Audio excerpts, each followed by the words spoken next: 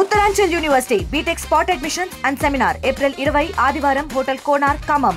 మరిన్ని వివరాలకు ఈ కింద నంబర్లను సంప్రదించండి.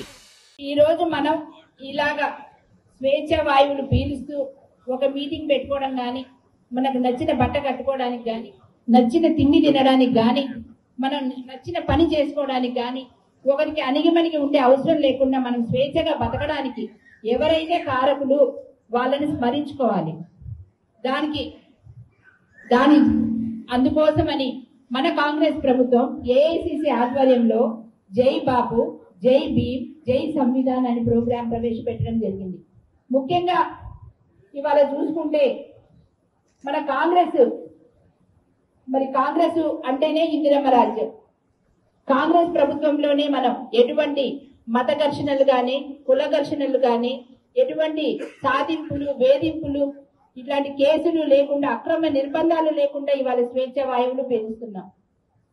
మన స్వాతంత్రం రాకముందు ఎలా ఉంది మన బతుకులు, బ్రిటిషర్ల కాలంలో ఎలా ఉంది మనకు తెలియకపోవచ్చు. మన పెద్దవాళ్ళు ఉన్నారు, మన తాతయ్యల అమ్మమ్మలు చెప్తా ఉంటారు అప్పట్లో ఎట్లా ఉండేది. నిజాం కాలంలో, రజాకార్ల కాలంలో, అంతకుముందు బ్రిటిష్ పాలనలో మనం ఎలా బానిసల్లాగా మగ్గిపోయాము, ఎంత నిర్బంధంలో బతికాము, ఇవన్నీ కూడా మనకు తెలుసు.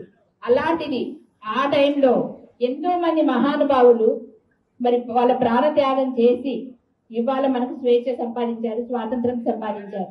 అందులో ముఖ్యంగా మన గాంధీ గారిని తలుచుకోవాలి, బాపు గారిని. గాంధీ గారు అంటేనే జాతిపిత.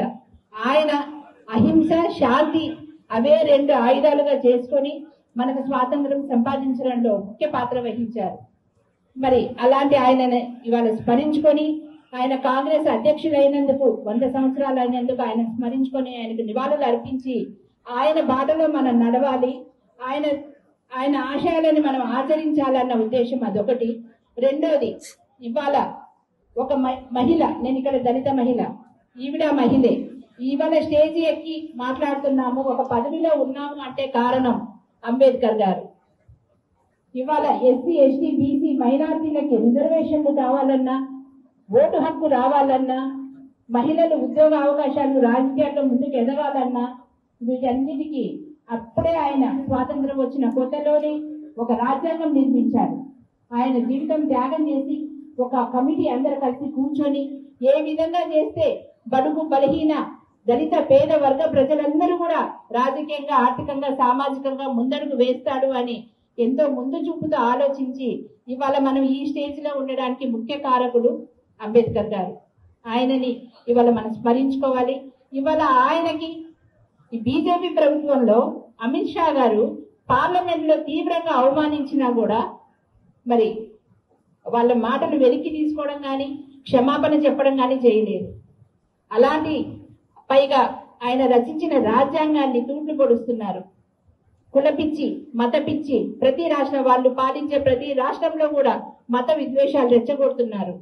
వేరే అంటే ఒక హిందువులు తప్ప మిగతా కులాల వాళ్ళు, మతాల వాళ్ళు బతికే అవకాశం లేకుండా మరి వాళ్ళు ఎంతో దౌర్జన్యాలు చేస్తూ, అక్రమ నిర్బంధాలు చేస్తూ, కొన్ని మణిపూర్ రాష్ట్రం కానీ, ఉత్తరప్రదేశ్ రాష్ట్రంలో కానీ స్వేచ్ఛగా ఒక మతం అనుసరించేది లేదు, ఒక వాళ్ళ నచ్చిన దేవుణ్ణి పూజించుకునేది లేదు, స్వేచ్ఛ స్వాతంత్రాలతో బతికే అవకాశం లేకుండా ఎన్నో నిర్బంధాలు చేస్తా ఉన్నారు. అలాంటిది మనం తూట్లు పడవకుండా మనమందరం ఏకమై ఉద్యమించి మన రాజ్యాంగాన్ని మనం కాపాడుకోకపోతే రాబోయే కాలంలో మనకి స్వేచ్ఛ స్వాతంత్రాలు ఉండవు. మరిన్ని వీడియోస్ కోసం ఛానల్ ని సబ్స్క్రైబ్ చేయండి. లేటెస్ట్ అప్డేట్స్ కోసం వాట్సాప్ ఛానల్ ని ఫాలో అవ్వండి. ఆ లింక్ డిస్క్రిప్షన్ లో ఉంది.